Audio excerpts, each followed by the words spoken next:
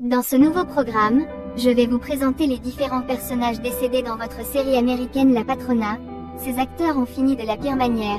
Let's go. L'une de ces morts est Julia. Tout commence quand elle se dirige dans son appartement. À sa grande surprise, elle trouve Antonia. Cette dernière donne l'ordre à ses hommes de main de l'attacher. Elle est désormais à la merci d'Antonia. Julia commence à pleurer. La peur la ronge de l'intérieur.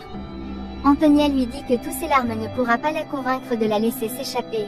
D'ailleurs, quand elle pense qu'elle l'a choisi pour son fils, mais à la fin, elle s'est avérée être stérile, stupide et ennuyeuse. À cause de sa stupidité, son fils est devenu alcoolique.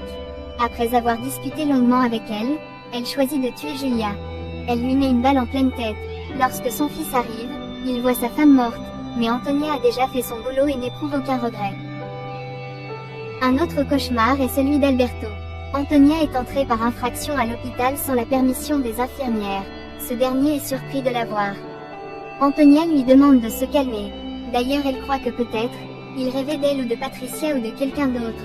Du moment où il l'avait trahie avec elle. Elle ne le dit pas par jalousie. Mais c'est juste qu'elle n'est pas contente du fait qu'il ait révélé leur secret à Patricia. Puis elle continue à discuter des autres problèmes entre eux. Après cette longue discussion, Antonia trouve la solution comment elle peut éliminer Alberto sans faire de bruit. Elle éteint l'une des machines. Alberto commence à étouffer. Il respire à peine. Mais Antonia commence à le flatter qu'il est toujours si beau. Mais à cause de son ambition, il l'a perdu. Et sa fin est atroce. Antonia termine en lui enlevant le masque. Ce dernier perd de l'oxygène.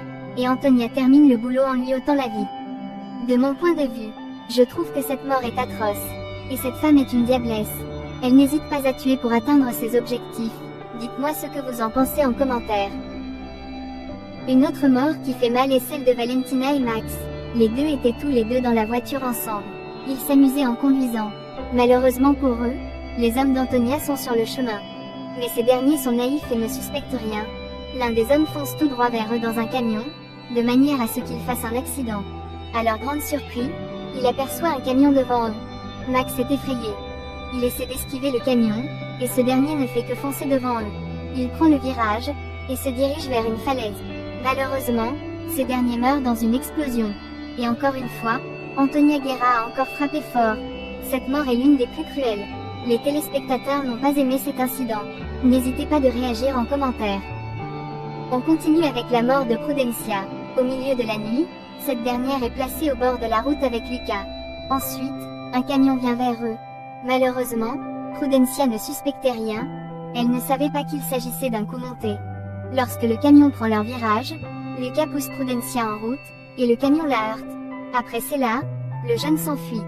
Lorsque le camionneur s'en va vérifier, il constate que Prudencia est morte. Malheureusement, l'un des coups d'Antonia Guerra finit par aboutir. Et encore une fois de plus, Antonia célèbre sa victoire.